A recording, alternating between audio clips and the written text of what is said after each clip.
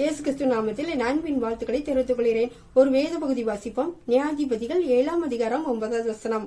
நீ எழுந்து அந்த சேவனிடத்திற்கு போ, அதை உன் கையில் ஒப்பு கொடுத்தேன். பாருங்க, தேவன் கூறிய வார்த்தையாவது நீ எழுந்து போ, உன் கையில் அதை ஒப்பு கொடுப்பேன். உங்களுடைய வாழ்க்கையிலும் எந்த காரியத்தின் மித்தமாக கலங்கி கவலைப்பட்டு கொண்டு இருக்கிறீர்களோ அந்த காரியத்தில் தேவன் உங்க கையில ஒப்பு கொடுக்கிறார்.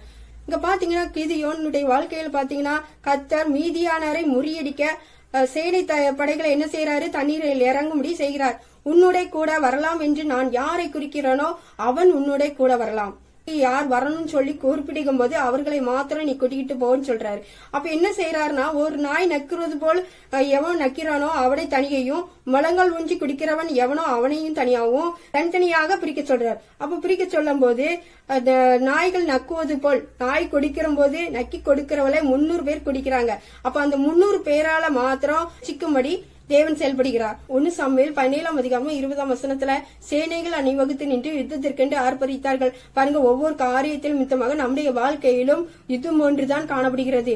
எரேமியா 46ஆம் அதிகாரம் 14ஆம் வசனம், ஆயத்தப்பட்டு நில், பட்டயம் உன்னை சுற்றிலும் உண்டானதை பட்சித்து போடும். பாருங்க, உங்களுடைய வாழ்க்கையில் நீங்க ஆயத்தப்பட்டு நிக்கணும். எந்த காரியம் இருந்தாலும் அந்த பட்டயம் பட்சித்து போடும். பட்டயம் நம்முடைய தேவனுடைய வசனத்தை கைகொண்டு இருக்கும் போது அது பட்டயமாக செயல்படுகிறது. உணரப்பட்டு 3ஆம் அதிகாரம் 8ஆம் வசனத்துல பட்டயம் பிடித்து யுத்தத்துக்கு பழகிறவர்களாய் காணப்படுகிறார்கள். பாருங்க, நம்முடைய வாழ்க்கையில் தேவனுடைய பட்டயத்தை, தேவனுடைய வார்த்தையை கொண்டு நம்ம தேவனை வைத்து முன்னிறுத்தி ஜெயிக்கிறவர்களாய் காணப்படணும். கர்த்தர் உங்களுக்காக யுத்தம் பண்ணுவார், நீங்கள் சும்மா இருப்பீர்கள். ஆதியாகமம் 15ஆம் அதிகாரம் 1ஆம் வசனம் சொல்கிறது, நீ பயப்படாதே, நான் உனக்கு கேடகமும் உனக்கு மகா பெரிய பலனுமாய் இருக்கிறேன். நம்முடைய வாழ்க்கையில் தேவனுடைய வார்த்தை கொண்டு தேவனுடைய முன்னிறுத்தி காணப்படணும். உங்களுடைய வாழ்க்கையில் இனி அந்த காரியங்களை, இழப்புகளை தேவன் சந்திக்க விடாதபடி பாதுகாத்துக் கொள்வார். நீதிமொழிகள் 21ஆம் அதிகாரம் 10ஆம் வசனத்துல, குதிரை யுத்தநூலுக்காக ஆயத்தமாக்கப்படும், ஜெயமோ கர்த்தரால் வரும். உங்களுடைய வாழ்க்கையில் தேவனுக்கென்று நீங்க பிரயாசப்பட்டு நில்லுங்க, ஆயத்தப்பட்டு நில்லுங்க. அநேக காரியங்கள் நிமித்தமாக தேவன் உங்களை ஆயத்தப்படுத்திக் கொண்டு இருக்கும் போது தேவனே அதற்கு ஜெயத்தை கொடுப்பார். யாத்திரகம் 14ஆம் அதிகாரம் 13ஆம் வசனம், இன்றைக்கு நீங்கள் காண்கிற எகிப்தியரை இனி இன்றைக்கும் காண மாட்டீர்கள். உங்களுடைய வாழ்க்கையில் எந்த பிரச்சனைகள், பாரங்கள் அழித்துக் கொண்டு இருக்கிறோ அந்த பிரச்சனைகளை இனி சந்திக்கப்பட மாட்டீங்க. உங்களுடைய வாழ்க்கையில் தேவனை துணையாயிருந்து தேவன் ஜெயத்தை கொடுக்க வல்லவர்.